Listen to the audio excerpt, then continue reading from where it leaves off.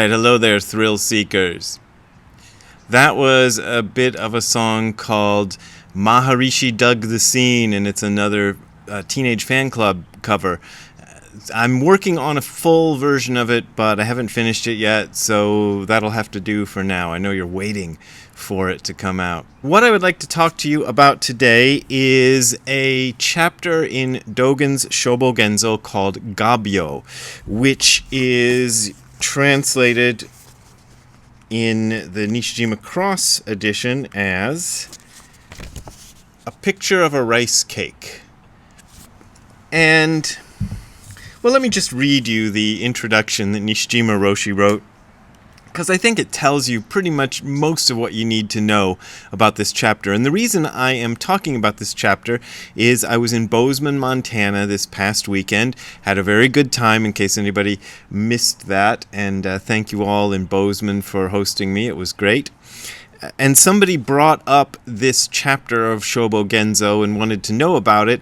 And I haven't read it for a long time, probably years, so I felt like my answer was a little half-assed, and I'd like to give, I don't know if I can give a full-assed answer yet, but I'd like to give at least a better answer than I gave to the folks in Bozeman. And by the way, notice I am in my, what's the guy's name at the Wayne's World? Garth. I'm in my Garth outfit. My wife and I decided to go as Wayne and Garth for Halloween, and then the Halloween thing that we were going to go to got canceled, so we never made it out in our Garth and Wayne outfits. But this is my Wayne outfit. I even got the authentic T-shirt off of eBay somewhere that he wears in there. Well, it's a reproduction. It's not the original version from the 80s or whatever. But anyway. So there, just know that I am done up as Garth as I am reading this stuff to you. Ziggy is barking up his little head off today. Okay, so let's read the introduction by Nishijima Roshi. It goes, Ga means a picture, that's the first kanji, a painting or a drawing, and byo, that's the second Chinese character in there, means rice cake. Therefore, Gabyo means a rice cake painted in a picture. Needless to say, a picture of a rice cake cannot satisfy an appetite. Therefore, in Buddhism, painted rice cakes have frequently been used as a symbol of something serving no useful purpose. Notably, they were used as a symbol for abstract theories and concepts which are useless to realize Buddhism. But Master Dogen's interpretation about painted rice cakes differed from this usual interpretation. He felt that a painted rice cake represents one half of the universe, the conceptual or mental side of reality. There's Ziggy again. Therefore, we can say that even though abstract theories and words have sometimes misled people who are studying Buddhism, if there were no theories or words, it would be impossible to understand Buddhism systematically or to explain Buddhist philosophy to others. In this chapter, Master Dogen explained the real meaning of painted rice cakes in Buddhism. Painted rice cakes, and then a little dash there, theories and concepts, cannot satisfy hunger, but they can be utilized to understand and explain the truth. Further, Master Dogen insists that all existence has both a physical, material side and a conceptual, mental side, and that these two aspects are inseparable in reality. Thus, without a picture of a rice cake, that is, the concept rice cake, we can never find the real existence of rice cakes. Okay, that's his introduction. And that's kind of a summation of the chapter in plain English. The basic idea is that there is this old phrase, a painted rice cake, a picture of a rice cake does not satisfy hunger. That's how they put it here. And in one of the rare instances of Dogen being really straightforward, he actually says right here in the chapter, he kind of says, patch-robed monks from the present to the past study this expression, etc., etc., and saying it's a good expression and blah, blah, blah. For this reason, in order to transmit the traditions of practice, some say that the practice of studying sutras and commentaries does not instill true wisdom, and so eternal Buddhas speak like this. And some have understood that eternal Buddhas speak like this to assert that philosophical study of the three vehicles, that's just three vehicles in the one vehicle, that's what he says, is just studying Buddhist stuff, is never the way to sambodhi, that's enlightenment. In general, those who understand that an expression like this exists to assert that abstract teaching is utterly useless are making a great mistake.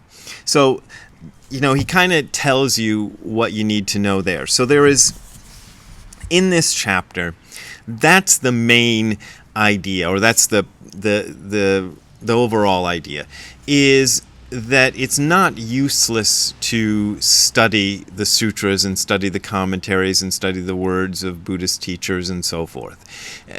There is this kind of misunderstanding in Zen when we say it's a transmission outside of words and letters. I forget exactly how that quote goes. That we don't esteem reading sutras and things at all, but actually we do, and it's a good thing to read them. Not everything that's called a sutra is always great. There's a few that snuck in there.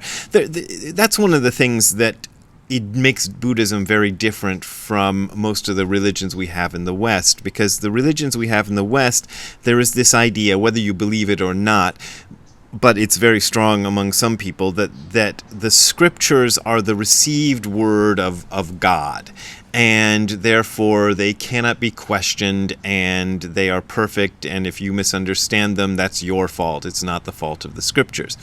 The attitude towards the scriptures, at least in the Zen form of Buddhism, is quite different from that. We know that the sutras are all written by human beings, and that just because something claims to be a sutra doesn't necessarily mean it's any good. I'd say most of the canonical and famous ones are... There goes a noisy biker. I think most of the canonical and famous ones are good, and I think all of Dogen's works are good. But there's a few. I can't think of any off the top of my head. But I've come across a few which I'm kind of going, how'd that one sneak in? Somebody wrote something and they might have written it maybe before they were ready to express something.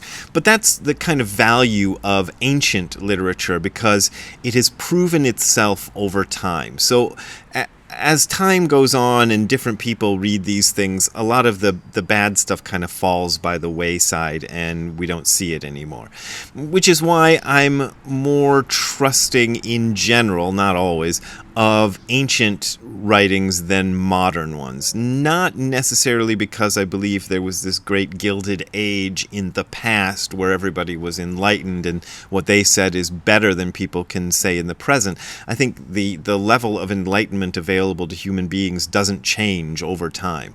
But it is harder to kind of discern which ones are the good ones if you're just looking at the modern stuff. If you just go to your local book barn and pick out something, it could be great, but it might also be something that was just thrown out there for a quick buck. And then there's this whole other genre that I just learned about a couple of days ago, where apparently people are going on their little AI thingies. I've never used AI or ChatGPT or anything, and kind of producing books which they then sell on Amazon to look like real books, but they're just AI generated books. And a friend of mine pointed out one that was a biography of Bob Dylan, but I'll bet you dollars to donuts there's got to be Buddhist books out by now, or if there aren't, there will be. So you kind of got to watch for that. Some of them might not even be written by human beings these days. They might just be generated by machines. And I remember there was a Deepak Chopra bot that was funny on the internet where it would generate Deepak Chopra quotes. This is like 5 or 10 years ago, I think, and they sounded like real Deepak Chopra quotes. So, I don't doubt that you could get something like that. So that's why I'm kind of more inclined to trust things that have proven their value over a long period of time with multiple people reading them and trying to understand them. So that's one level. So one level says that reading the sutras is a good thing to do. And Dogen, I don't think, would have spent so much time, effort, and energy in composing literature. Ziggy, what is the thing that you keep seeing out there? Anyway, he wouldn't have... Ziggy, come on, can I finish my video? Okay. I don't know. I don't see anything. Okay? I don't see any cats or anything. So just hold on a second, okay? I'll go look for cats in a minute. Anyway, he likes me to go look for cats with him, and we never find any. But anyway, so I don't think Dogen would have spent all that time writing Shobogenzo and things like that if he didn't think there was value in it. So that's the first level of meaning. The other level of meaning in this, and I've read it a couple of times this morning in both the Nishijima Cross edition and the trusty Kosen Nishiyama edition, which don't even try to find it. You'll never find it. They're expensive as heck. This version is the first version of Shobogenzo I was ever introduced to, and I like it because it is a kind of a paraphrase, and I don't automatically assume that Kosen Nishiyama's interpretations are the greatest in the world, but I think his interpretations are usually pretty good. I don't know anything about the guy. I should go look him up and find out who he was. But I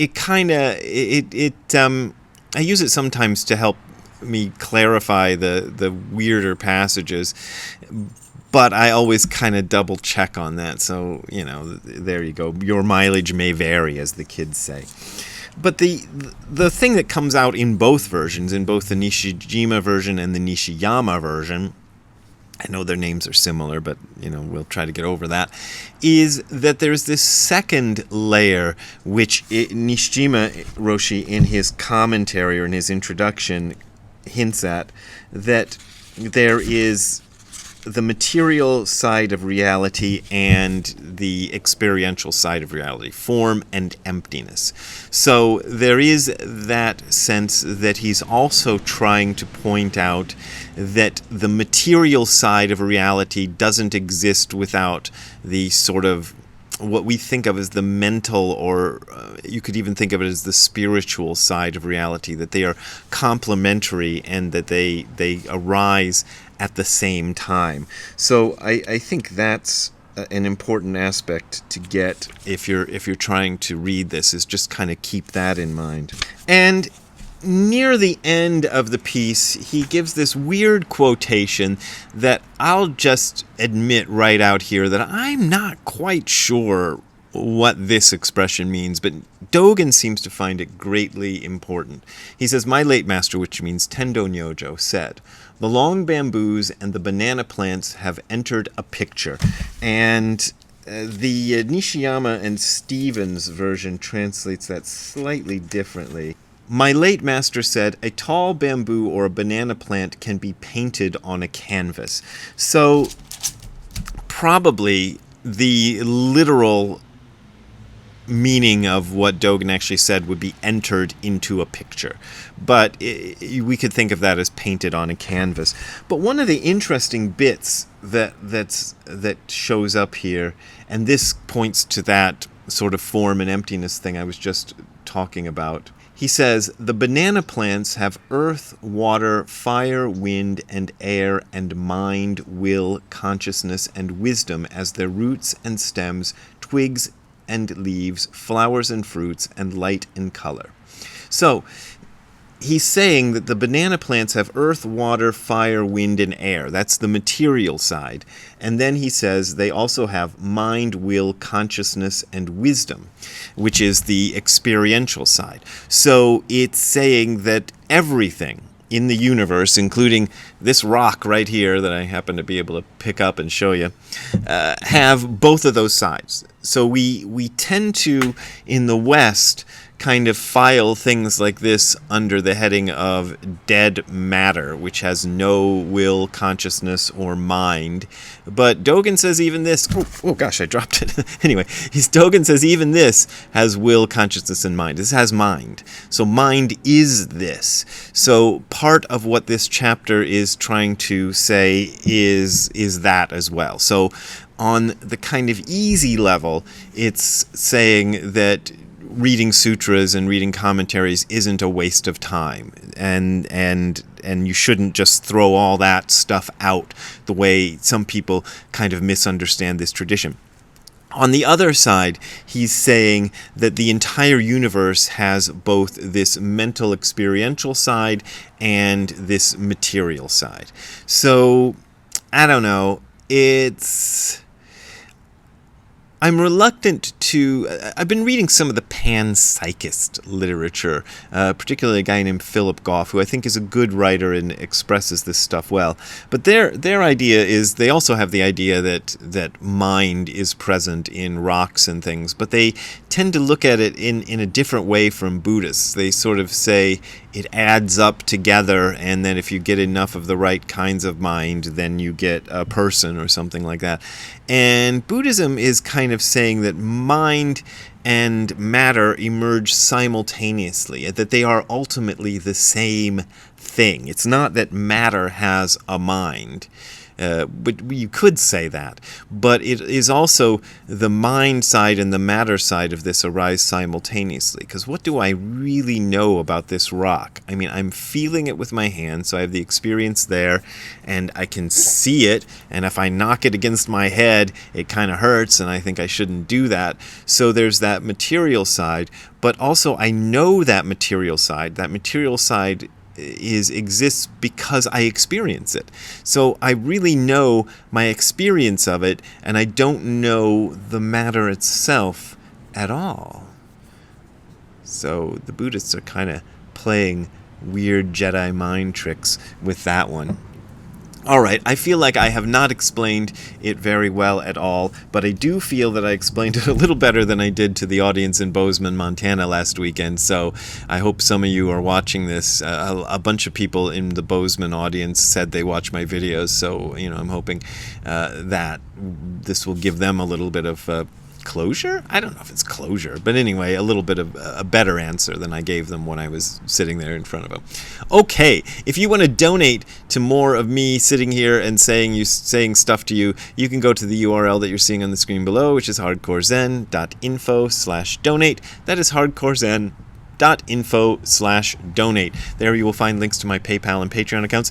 Those are my main way of making a living. I did get paid at Bozeman, but it was actually, their donations were pretty nice, and I really appreciate that, by the way, so thank you, Bozeman folks. But it's not enough to carry me through the rest of the year, so I still appreciate your support, so thank you very much for that. We will see you next time. Have a good time all the time. Bye. Hey Ziggy, you want to tell the folks what you were barking at? Were you barking at cats? Was there cats or squirrels or something up in the trees? You know what? I'm going to show them a video of you meeting a cat on your walk yesterday morning, okay? All right, we'll go look for cats right now, okay? You want to look for cats? All right, let's do it. All right, Ziggy, let's go look for cats. Let's go look for cats.